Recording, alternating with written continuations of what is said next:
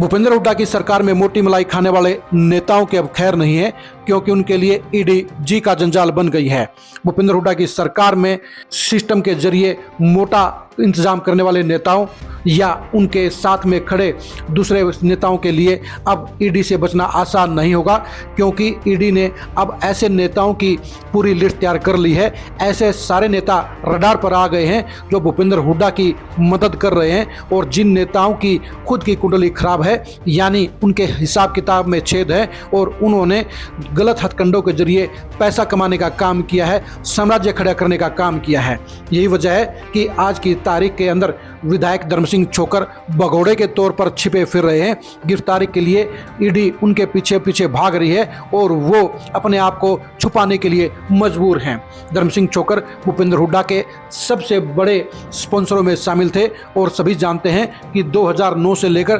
2014 की सरकार में धर्म सिंह छोकर ने भूपेंद्र हुड्डा की सरकार में मोटा इंतजाम करने का काम किया था, अपना ग्राफ बढ़ाने का काम किया था, मालामाल होने का काम किया था और अपने आप को हरियाणा के सबसे अमीर नेताओं में शुमार करने का काम किया था। लेकिन भूपेंद्र हुड्डा के लिए उनकी ये वफादारी उनके लिए मुसीबत बन गई है और गलत हथकंडों से कमाए हुए पैसे के जरिए अब ईडी ने उनके ऊपर शिकंजा कस दिया है। यानी धर्म सिंह छोकर की सियासत और बिजनेस दोनों ही खतरे में पड़ गए हैं। इस तरह से रावदान सिंह भी भूपेंद्र हुड्डा के सबसे वफादार नेताओं में शामिल हैं और उनके ऊपर भी ईडी ने शिकंजा कस लिया है। जिस तरह से 1400 करोड़ के बैंक घोटाले में उनसे जुड़े हुए लोगों, उनसे जुड़ी हुई कंपनियों और उनसे जुड़ी हुई संस्थाओं के ऊपर ईडी ने सर्चिंग की है, उससे जाहिर हो जाता है कि रावदान सिंह भी अब नहीं बचेंगे, वो भी इस मामले में फंसेंगे। रावदान सिंह के बेटे के खिलाफ भी पहले से इंक्वायरी चल रही है। यानी रावदान सिंह भी भूपेंद्र हुड्डा की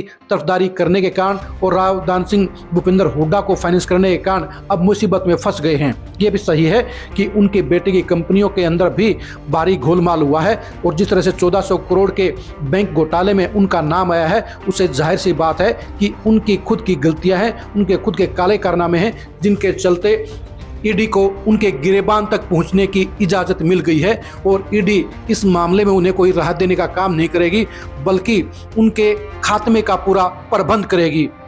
तीसरे चेहरे के तौर पर सोनीपत के विधायक सुरेंद्र पवार को ईडी ने गिरफ्तार करने का काम किया और अब कोर्ट ने उन्हें ईडी के रिमांड पर भेज दिया है। सुरेंद्र पवार भी भूपेंद्र हुड्डा के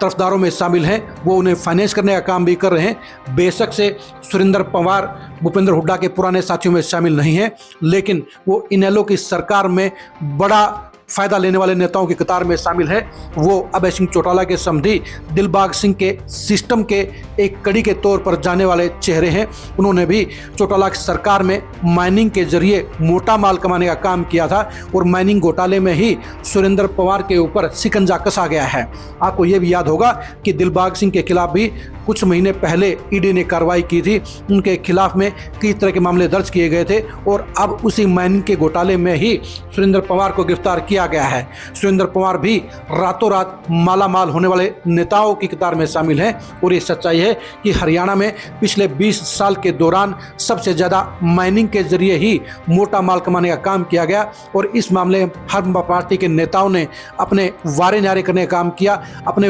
आकाओं को अरबों खरबों रुपए कमाने का काम किया और यही वजह है कि अब सुरेंद्र पवार भी अब ईडी के राडार पर आ गए हैं और उनका बचना मुमकिन नहीं है। खबर ये आ रही है, सूत्र ये बता रहे हैं कि अभी आधा दर्जन और भी नेता ऐसे हैं जो भूपेंद्र हुड्डा के मददगार हैं, जिनके पास में मोटा पैसा है और उन्हें 2 नंबर के जरिए ही उन्होंने मोटा पैसा कमाने का काम किया है या उनकी कंपनियों और उनकी फर्मों में 2 नंबर का काम होता है। ऐसे सारे नेताओं की कुंडली ईडी ने बना कर रख ली है और एक एक करके ऐसे नेताओं को शिकंजे में लेने का काम किया जाएगा।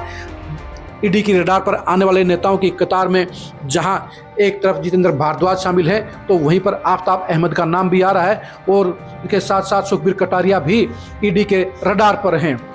यानी ईडी के जरिए अब सारा सिस्टम खंगाला जाएगा और ईडी ऐसे सारे नेताओं को अपने शिकंजे में लेने का काम करेगी जो हुड्डा की सरकार के अंदर ज़बरदस्त तरीके से फाइनेंशियली मजबूत हुए थे, जिन्होंने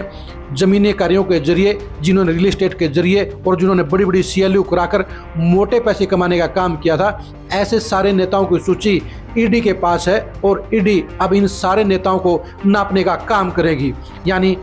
धर्म सिंह छोकर, रावदान सिंह और सुरेंद्र पवार के बाद अब आधा दर्जन उन नेताओं को भी तैयार हो जाना चाहिए जिन्होंने या तो भूपेंद्र हुड्डा की सरकार में मोटे पैसे कमाने का काम किया था या उन्होंने भूपेंद्र हुड्डा के मददगार के तौर पर फिलहाल उन्हें पूरी सपोर्ट देने का काम किया है। ऐसे नेताओं को अब निपटाने का काम ईडी करेगी और ऐसे में अगर इन नेताओं को बीजेपी निपटाने का काम कर देती है, उन्हें शिकंजे में लेने का काम कर देती है, तो भूपेंद्र हुड्डा का फाइनेंस सिस्टम खत्म हो जाएगा और उनके लिए अपने बेटे दीपेंद्र हुड्डा को सीएम बनाने की मुहिम में खर्च करने वाले मोटी रकम का इंतजाम करना भी नामुमकिन हो जाएगा। यानी ईडी भूपेंद्र हुड्डा की लाइफ लाइन को कहिए या उसको आप सप्लाई लाइन को कहिए, जो खत्म करने के काम में लग गई है। यानी भूपेंद्र हुड्डा के जरिए मोटा माल कमाने वाले नेताओं पर शामत आ गई है और अब ऐसे एक नेता को अब ईडी अपने शिकंजे में लेने का काम करेगी।